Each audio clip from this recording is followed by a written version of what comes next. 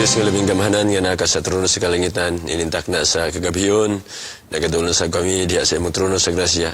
Salamat o Diyos ining kaigunan nga magyatag ka namo nga makapadayon kami ining nga programa takna sa pagtuon o magahisgot kami o Diyos sa pagtulunan nga magahatag ka namo o Diyos sa kalig-on sa among pagtuo pagsalig niya kanimo o Diyos taliwala sa mga pagsulay sa among kinabuhi. Intak na sa gabiyon samtang kami maga-discuss nining lesson. Ako nagaampo Ginoo ang pinasayang kaalam langit noon amo gikinahanglan amo batnan kauban kang Pastor Roxy Pido, kauban kang Pastor Elvin Salarda nga imo kami gitagaan o Dios kigunan nga mao'y magadala niini nga programa sa takna sa pagtuon. Panalangin niyo sa Dios ang among pagkaigsunan nga nagasunod ini takna sa gabiyon ang grasya ug panalangin ilang madawat gikan diha kanimo. Salamat nga ikaw nagatubag sa among pagampo nga tanan na magsalig ilaw mo madawat tungod lamang sa ngalan ni Jesus. Amen. Amen. Mayang gabi, Pastor Elvin. Yes, good evening, Pastor. Na-welcome naman siguro ni mo si Pastor Teddy. Ay, sure. Last Monday, no? Nakita na ako nga kamong duwa nagdala din. Yeah. So, ato ni pag-aisgutan, pag-apalayon nun, I think you discussed this very well last Monday. Ang title sa atong lesson is Shining as Lights in the Night. Wow. Kaingon daw sila, Pastor Elvin, Pastor Teddy. Kanang sa kahayag daw, pag na ang kahayag, iya doon ang i-reveal ang kangit-ngit. That's so. Diha mo tungag. Diha, gini mo mabalan. Kay kung wala ang kahayag, ang mupuli ang kangit-ngit. Maunang sa kangit-ngit, pag na ay kahayag, mo shine gini siya. Diba? So, Pastor Teddy, sa atong memory text or additional. Ang atong memory text din in Philippians 2 verse 14 and 15. Do all things without complaining and disputing, that you may become blameless and harmless, children of God without fault in the midst of a crooked and perverse generation, among whom you shine as lights in the world.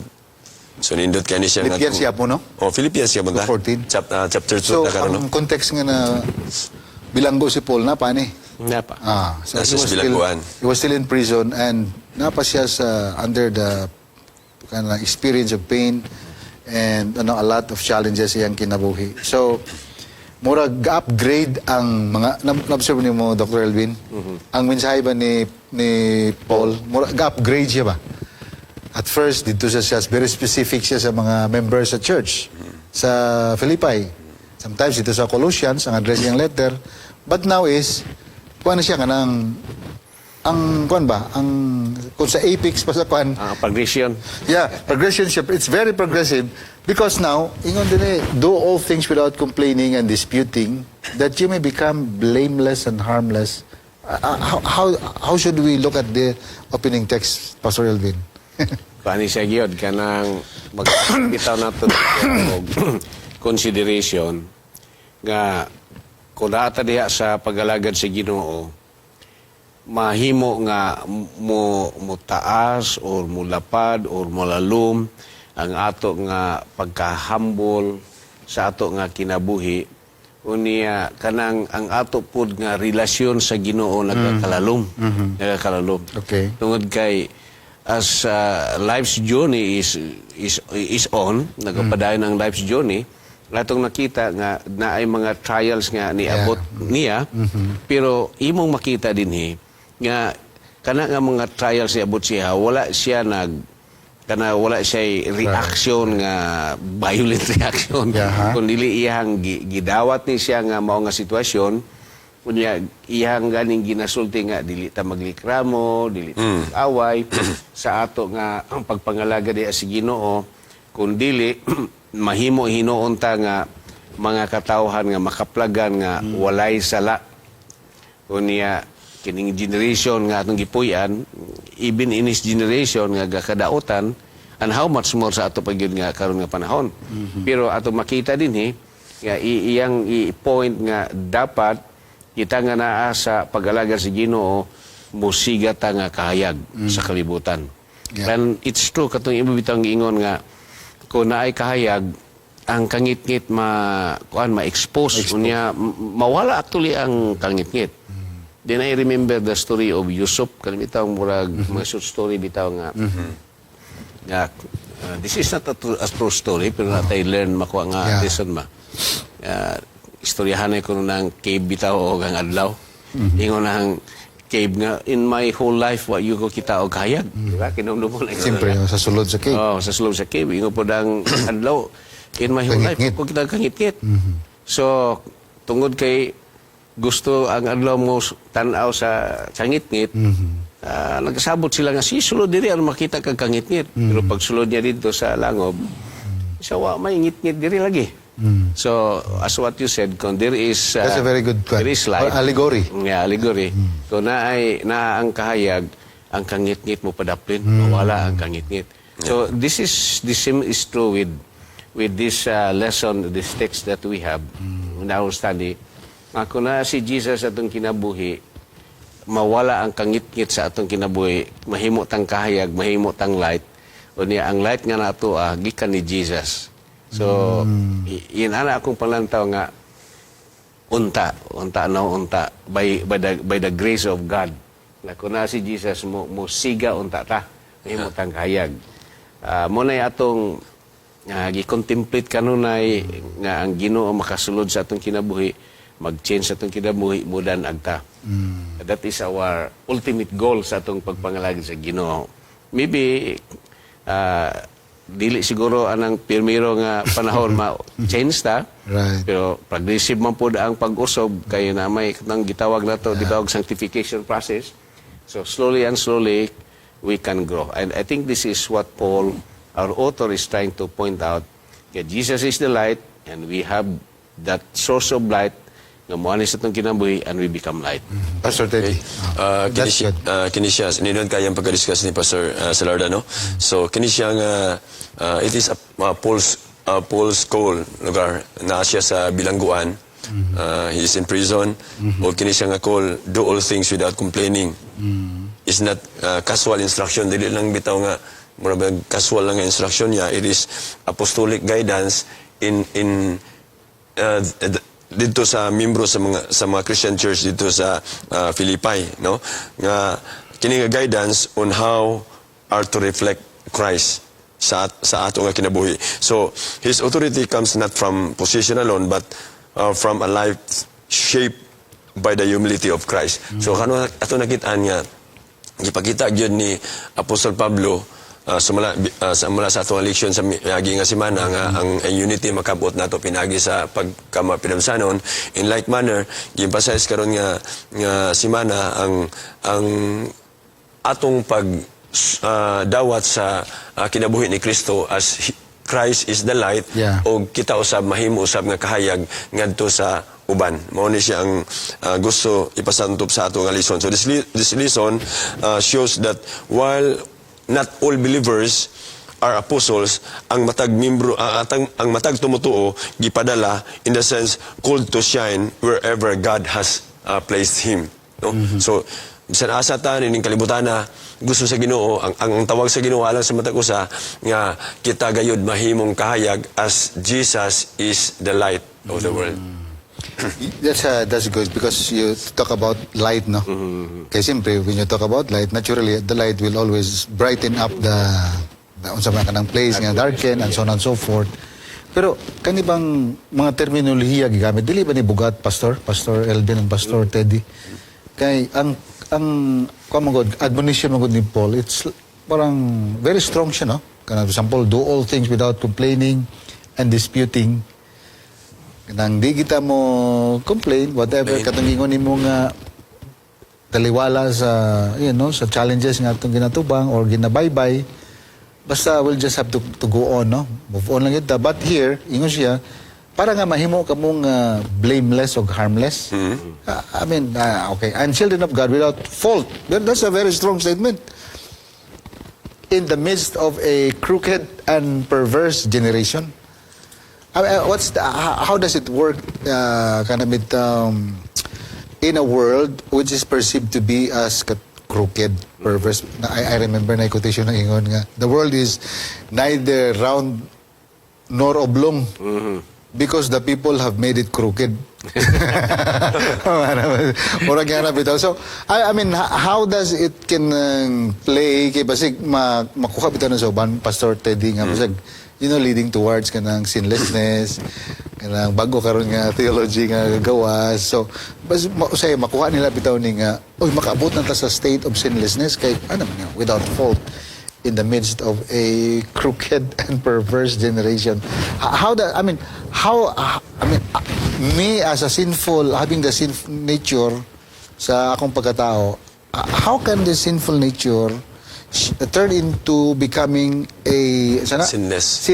blameless, Blameless. Faultless. harmless, Faultless. and faultless? Yes, right. That's a good term. Faultless in the midst of all of this. How do you understand this, Pastor? Kasauna. Kanang pagkamataro nga atong gitinguha nga atong maabot. Nga sama kang Kristo, dili gyud ta mahimo nga perfect sama siya.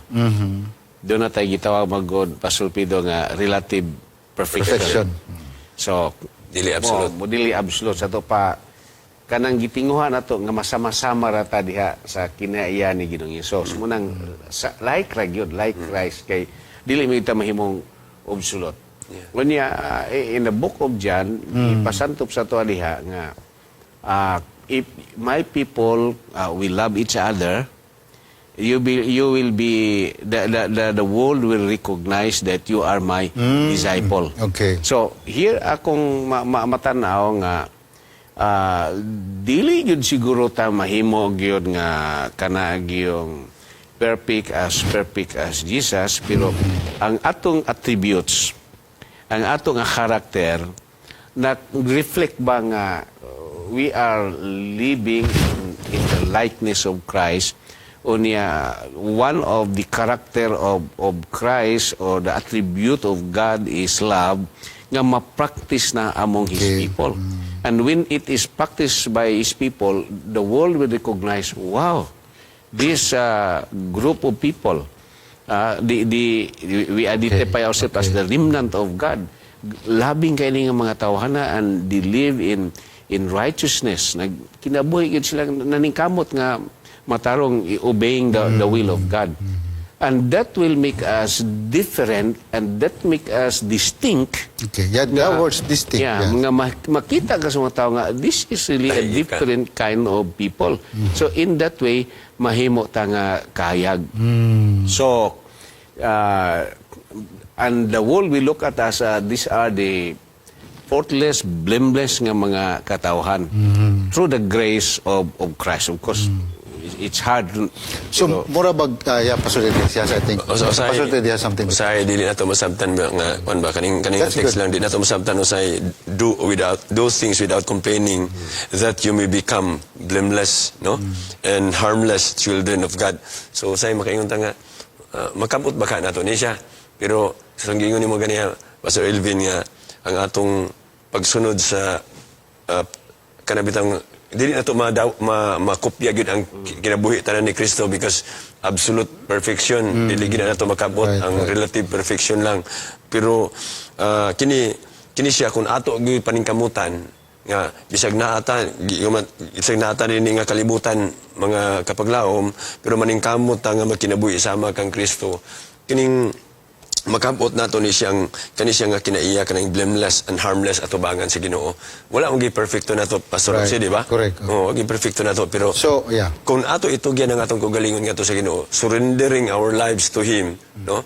Tanan ato itugyan ngadto kaniya, muni siya nga relative perfection ang ato makabot. So meaning meaning to say kanang blameless and harmless does not necessarily speak of kanang absolute perfection Yeah. or Sinless, kanang hindi nakaabot na sa stage of sinlessness. Yeah. No, it's not that one. Okay. Yeah, Yes, example, continue. no? Okay. But that's nice, Pastor. Example, no?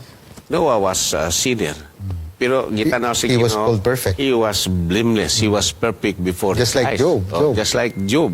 So it means nga dunay panglantaw ang Ginoo bisan sa mga tao nga makasala nga when you do something nga murag abot ka siguro nga state ana, I don't know kanus ana, no? Pero nakita si Ginoo, gideclare man gyud niya nga si Noah is blameless, si Job is perfect. The lesson is telling us because obedience. Yeah. Yeah. So, it means nga, kung compliance ta, obedient ta sa kaubuton sa Ginoo, then it's the Lord who can declare us nga, this is my people, these are the people nga nagsunod sa akong kaubuton, and He can declare us perfect. Dili ta maka-declare sa itong kagulingin, it's only God. Saan si Moses, no? Saan si Moses, nabalo mo taon siya kinabuhi ni Moses, recorded in the Bible. Siya nag-lead out sa Exodus sa mga Israelites padulong sa Canaan. But kinabuhi ni Moses, grabe, masuk-anon, niya. Siguro, one ba ka ng kriminal, mapatay mo ba si Moses? May record. Record yun. A criminal Pero kung imo tanaw ng Numbers chapter 12, verse 3, nag-record nga, Moses was the meekest man on earth. And he was not meekest, but he was translated He was to heaven. translated to heaven. No? So, inana ba nga, ang ilang kinaiya, nakabasa ko og libro sa gisulat ni W. Floyd Bracey ba? Ingon pa niya. Kinsa na siya? Okay. No, sa Dr. W. Floyd Bracey. Ingon pa Teacher niya. ni mo na, so na? Dili man, libro na ako libro, nabasa niya. okay. Pa niya. With God, it's not what been, but what becoming that counts. Okay. Sa Ginoo ko no, dili manundanon bitaw ka unsa ka kaniadto. Ang manundanon unsa ka karon ug sa umalabot. The becoming, Becoming. the process. Process. Mo man ingon sa atong leksyon, become kung ato sundon og buhaton nato ang tanan without complaining, without disputing, we will become blameless and harmless. So, meaning to say, Pastor, Dr. Elvin and Pastor Teddy, kung ato i-qualify ning word nga fault, no? Nindot yung discussion kay, nakuha na natong kwan eh. Nakuha na nato ang sana ka ng puno, kami at least ba? Yeah. Ang Core, meat, no? Or ang core sa discussion. So, does not really speak about kanang sinlessness Yeah. sa ato nga status.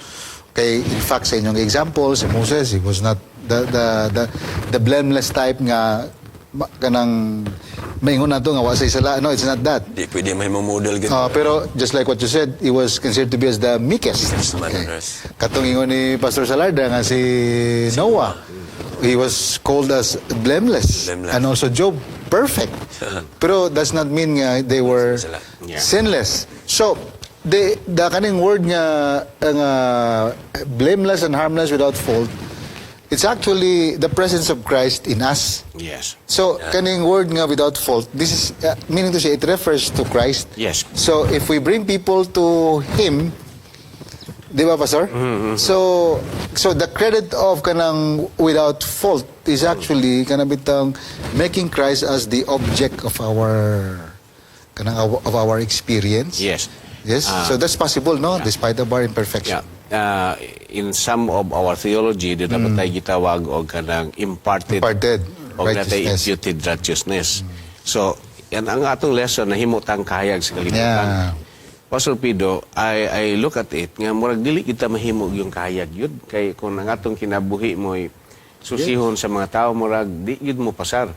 Pero atong nakita din once the source of light who is Jesus comes into our life, nahimutang nga, naiwagan ta siyang suga. Murag Yan. plus light. O, nag-plus light. Tapos plus lightan ta ka, nahayagan ka. Nahayag na, nahayag ko. Makita ka sa makita kwan. ka, oh. Di ba, Pastor? So, kung imong tanaon, ang atong righteousness nga makita sa mga tao o Okay. atong pagkamatarong, uy, buutan lagi na si Kwan.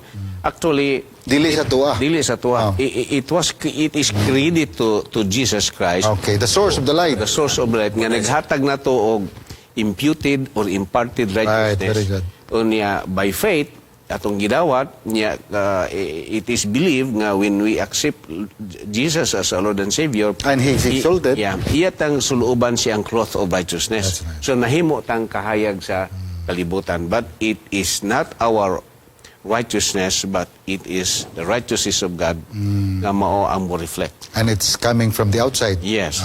Gisuluban tas. In fact, ganyan din sa Philippians chapter 2 sa itong lesson, God has highly exalted Him, referring to Jesus, no? And give Him the name which is above every name. And that name of Jesus, every knee should bow, and that every tongue should confess that Jesus Christ is Lord. So, Yes. our discussion is actually aligned to this. So, the fault means it will lead people to Jesus Christ, no? To exalt Him, and when they come to Him through us, will confess, no? Confess nila ilang mga sala, just like us, in front of Jesus Christ, whom they considered as their Lord. Yes. So that's how we qualify the term without fault, blameless, and harmless. Because Yes. if you are in Christ, Yes. I mean, sa may fault nga, Yeah. pakita, I mean, di ba, sinner ka, pero, just like what you said, si Christ man ang ipadako sa imong kagalingon, kanang tao nga nakitaan na, ma-inspire siya. Yes. So, magatod na kaniya ngadto kang Kristo. So, dili sa tuwa nga, diara sa kutob. Yes. But it has to go beyond us. So, that's the point. Mura na siya, Pastor Rufy, Pastor Elvin, o kanang Hope Channel ba? Hope Channel ba nga? A lot of people I meet nga, ni doon sila, nagdawat sila kay Jesus Christ as their personal Savior through Hope Channel. No? Siguro ang Hope Channel is not perfect. No? Dili ba? Yeah.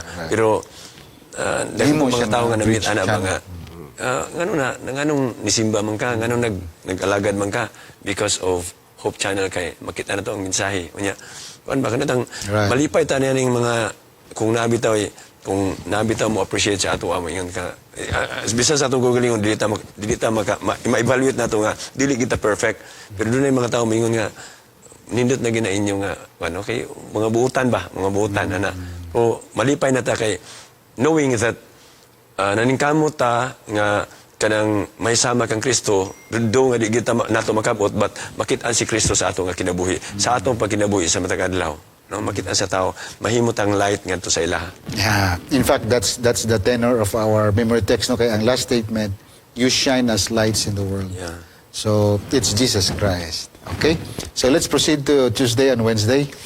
Sige, Pastor Teddy, at sa imong opening statement sa Tuesday's lesson. A living sacrifice. A living sacrifice. So, kung ato ng tao ni nga statement nga anini nga adlaw sa Tuesday, Paul wrote Philippians na siya sa prison gyapon, no? Na mangyapon siya sa prison. So, uncertain ang iyang kinabuhi whether he would live or die, no? But instead of complaining, kini siya, he presents his life as an offering to God. Na naa siya sa prisuhan, siguro kita ang nasa kahintang ni Apostol Pablo nga naa sa prisuhan, wala ta uncertain ta sa atong kinabuhi, makagawa pa ba ko diri or mamatay ko diri sulod sa prisuhan, but si Apostol Pablo dili nimo mabati nga nag-complain siya, no? And he presents his life as a living or an offering to God. Kung ato sabton in Philippians chapter 2 verse 17, ato po ni siyang makonect mga kapaglaom sa Romans chapter 12 verse 1 nga nagabutang diya nga present your bodies a living sacrifice, meaning to say ang atong kinabuhi it is not our own. Okay. If it is spent, no, even to death, ingon pa ni Apostol Pablo, for God and His people, it is an act of worship. Nga, kung ato itugyan ang atong kinabuhi, dili ta mabalaka, mahimo natong offering ang atong pagbuhat ug maayo ngadto sa Ginoo, sama sa giingon ni Apostol Pablo in Philippians chapter 1 verse 21, for to me to live is Christ and to die is gain. So nindot kayo ni siya nga pagpasanto sa atong leksyon pud karon nga while kanang bisag naa ta sa lisod kaayo nga kahimtang mga kapaglaom, apan kun ato itugyan ang atong kaugalingon ngadto sa Ginoo without complaining, without murmuring, without disputing, kita nagatugyan or naga-offer sa atong kinabuhi ngadto sa Ginoo. Kani ba, yeah, thank you, Pastor. Medyo na-advance si Pastor Teddy, no? But it's a very good point. Gapo na siya kay ma-clear na to atong next nga kwan. Iya magong gibasa ni Pastor Teddy, kaning nasa tong lesson, Pastor Elvin, Philippians 2:17. Yes. Ingon mo din niya, yes, and if I am being poured out as a drink. Medyo kuan-kuaning drink ba? Yes, yes. Medyo Drink. kay drink mo guna siya, no? Karon po kita ning drink offering, Pastor Teddy and Pastor, on the sacrifice and service of your faith. I am glad that you rejoice with you all. Kaning imagery man gud ni siya. Yeah. How does it play in Naibot pasabot ani siya. Katong mo si Pastor Teddy katong service man to. How does it play towards that kanang kind of discussion nga mingon ta nga namo ko poured out as a drink, dili mo gud ni siya ordinaryo nga expression. I think this is an intentional kanang expression based sa iyang experience in relation to sa iyang sa mission. What do you think, Pastor Alvin? Actually, na pagbasa na ko Medyo ko, no? na kuan po ko ani nga niya mo mo daghan jud ay natong wa yun pa day nabasa na to pero wa ang Tagalog importante. Oh, yeah. Because example gigamit ni Paul nga mahimo siyang drink offering, no? He poured out as like a drink offering. Now, gi-refer dayon ni siya sa Book of Genesis, sa Book of Exodus diri sa atong lesson nga sa mga sacrificial system dahil sa una, na di ay drink offering nga ilang himuon nga mag-Diyos sila, then sa panahon sila nga serbisyo, ibukbok to dito sa altar ko dahil yun. Ito sa ibukbo dito sa main offering. Sa main offering na dito. So, naani mga kaigsunan. So, unya, kana, giriper po ni siya, gihatod po dayon ta diha sa Marcos man siguro ni sa Marcos nga sa Mark chapter 14 about Mary Magdalene nga ni adto siya ni Jesus gidala niyang humot kay nga perfume yang gibuak yang gibubo ngadto kay Jesus. So this offering, so meaning that's a very good point. So can we consider that as a sacrifice and service? Yes. Kay example, no? Kay, di ba gi-question man to si Mary, no? Di ba? Magdalene, no? Sayang kay mahal na. Oh, mahal kay na. Pwede na to na ibaligya, pwede magamit na to sa mga kabos. Pero But okay. Yes, so, how can that be qualified? So, nahimo siyang service tungod kay gibuhat na niya in sacrifice alang sa pag-andam, di ba? Sa ilaki sumira alang sa pag-andam sa burial ni Jesus. So, kung imong tanawon, sakripisyo yun siya. Kay, imagine that was a very expensive. Pero when you offered it to the Lord, you sacrifice it. So, di-count na sa Ginoo nga usa ka sacrifice nga og usapod ka humot nga pagdaig sa Ginoo. Yeah, that's okay, basig makalimot. Gapod na siya nga point. So meaning to say, Pastor, is kanang mingon na poured out sa drink offering. So dapat yung pinaka the best Yes. to nga mahatag kang Kristo. Yes. In fact, ang di ba ang tubag ni Jesus kay Mary, Judas ba to, nag-question nga, Iscariot, yes. kanang pobre, I mean, kuan lang na, di ba? Anytime man na, pero kaning gihimo karon ni Mary, It will be a memorial memorial ni. This is talagsaon na ni nga in memory of her. And this, what he has done will be preached throughout the world Yes. in memory of her. So that's an act of sacrifice and service sa iyang pagtuo. Yes. Mo ning giingon ni Paul. Yes. So, ato makita din nga, ang iyang pagserbisyo, katog yung pinaka-the best. And that is how, ato nga lesson, gikunik niya di sa Romans chapter 12, verse 1. Nga, ang atong i-offer sa Ginoo, ang atong pinaka-the best, even our life, Yeah. a living sacrifice. So, si Paul, yung gingon niya, if I will be poured out, ang akong kinabuhi, mahimong sacrifice for the sake of Christ, ingon siya, I don't care. I don't care. Kaya alang nako og mabuhi ko, magkinabuhi ko diha nga Kristo og mamatay ko, ginansya pod og mamatay ko. So ato makita si Paul nga completely iyang gi-entrust ang iyang kaugalingon. Gi-offer niya iyang kaugalingon whether in life or death. Iya magani po og mamatay siya, iya pong gi-welcome nga naana siya diha sa kamot sa Ginoo. Okay. So, muna yung the living, sa itong a living sacrifice. Okay. Pastor Teddy. Okay. Kung ato lang taon din kaning pour out as a drink offering, kung lang taon na to ang background sa sanctuary service, din sa Numbers chapter 1 to 10, usan ni siya kanang, it was the final act of completing the offering. So, a drink offering or ang wine maguna sa kuan diya sa sanctuary service, i-pour out na siya dito sa main sacrifice. O ang main sacrifice muna siya ang kanang bitang ang faith and kung ato ni siyang tanawon din sa atong leksyon, the Philippians faith and obedience mao na siya ang main sacrifice o ang suffering ni Paul o ang iyang service and even possible to death mao na ang drink offering nga mo finalize sa kanang final gyud nga offering nga i-pour out dito. So, ingon si Paul, your faithful lives ngadto sa mga taga Philippians are the offering to God. Ang ilang faithfulness sa pagkinabuhi nga Dios noon ngadto sa Ginoo, mao na sila ang main offering.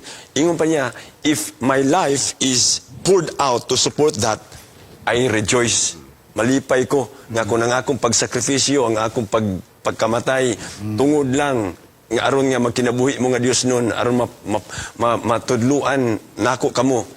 Ako buhaton. Mo na ang kalimpay ni Apostol Pablo. Yes, Yes. Pastor. Yeah, that's good also, Pastor. So, nindot na nga point, Pastor Tim, no, nga ipakita niya sa mga believers nga, bahala og mamatay ko din nagsakripisyo ko, pero kamo nga naadiha, inyo makita akong sakripisyo, unya magpadayon mo sa pag-alagad. Pag-alagad. No? Yeah.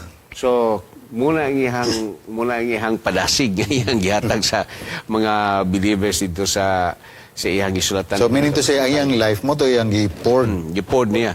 in support sa ilang Sila Support sa ilang faithful. Yeah. spiritual nila, no?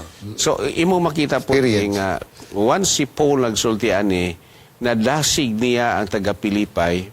Kaya nga naman, imagine, Paul, sa iyahang pagkapriso, dapat tunta siguro ni mawin siya, maluya siya. Siya mo idasigol. Sila naman o igidasig. Sa pa, ikaw po nga followers, Madasig nga. kadasig. Si Paul gani, wag gani yun mahadlok mamatay. Nagani So siya. tinuod yun ni kang Paul yun, kay he is willing to be sacrificed. Basta lang yun nga, bubalog siya sa kamaturan. So, tama itong ingon ni Pastor Ted. So, now, mas dali na masabtan ng Philippians 2:17. Okay, following the katong explanation ni Pastor Elvin.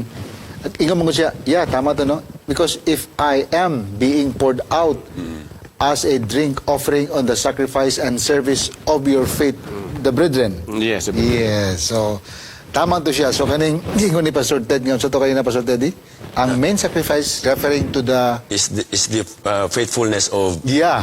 the Philippians. So not referring to his life. So just like what he said, ang sa to kanang ang central offering is not really iyang kinabuhi. Iya lang sana ang iyang kinabuhi merely poured out lang as a drink offering. So that's Completing the offering ang Yes. gibuhat ni Apostol Pablo nga poured out as a drink offering, meaning to say as kung ato iside sa kanang sacrificial offering nga ang iyang gibuhat is only a final act to complete the offering. Ang offering nga mao ang pagkinabuhi nga matinumanon o ang pagkamasulundon sa mga taga-Philippians. Yeah. So that's at least clear na siya, Pastor Elvin, no? Sa ani nga mga pamaagi. So ang Christian sacrifice, meaning to say, kung tanaw na to, it's actually relational. Di ba? So dili siya kanang say tawag ka na kanang merely more bitaw siya moral obligation or Yeah. something like that. So it's really more of kanang establishing relationship with Jesus Christ himself. Kay we're talking about the light man God. Yes. So mobalik yapon ta dito sa main point nga mo'y gi puntirya sa atong lesson. So kung mao ni atong paghimuon, pero ang tao makakitaan ni nga with all humility, Yes. ma-direct ko ding ilang panghunaw na nga kang Kristo kay ngano mga tao nga gahimo man ani nga kalisod sa Kinabuhi. ilang kinabuhi, ilang giagian si Paul, yang kalisod siyang giagian. So nganong makaya man nila nga okay ra man gyapon ang ilang gi-project nga life ba outwardly and inwardly. So basically it will really inspire people who are actually watching them or observing them or even listening to them. Yeah. Pastor. So, ato nang makita no, nindot kayo ang kanang pagkapasantop bitaw sa lesson. Nga ang ato dahil nga kaugalingon, pudi gyud nato nga ma-offer pod ngadto sa Ginoo sama ni Apostle Paul ang ilang commitment. Now, niya ato makita nga I think diri sa Wednesday, Sabi, tuwa siya sa Wednesday. Wednesday, atong makita Naigisgutan nga pangalan. naisgutan ang pangalan diri. Si Timothy. Si Yeah. Timothy. Nya ato makita nga si Timothy assistant din niya, di ba? Ug ato makita nga ang karakter ni Timothy iyahang nakopya ang iyahang fashion, ang iyahang kadasigon gikan ni Paul. So, pero si Paul po ingon nga giingnan niya ang mga taga Pilipay and even Timothy nga imitate me as I imitate Christ. So imo nang tanawon gikan si Jesus, si Paul, unya si Paul na nako dito kang Timothy, unya si Timothy na ang iyang karakter ato na pong pakita nga hilabihan ka matarong, ligdong, faithful kayo sa mao nga sa mga baloton, sa mga buluhaton. So ato makita din nga ang believers dapat nga ang ato nga kinabuhi ma-prove po nato nga kita naa sa pagkamatay. Unya kaning pagpili bitaw niya ni Timothy, very inspiring kay Yeah. kana si Timothy dili biya pud ningon nga is a person with kanang high status symbol ba.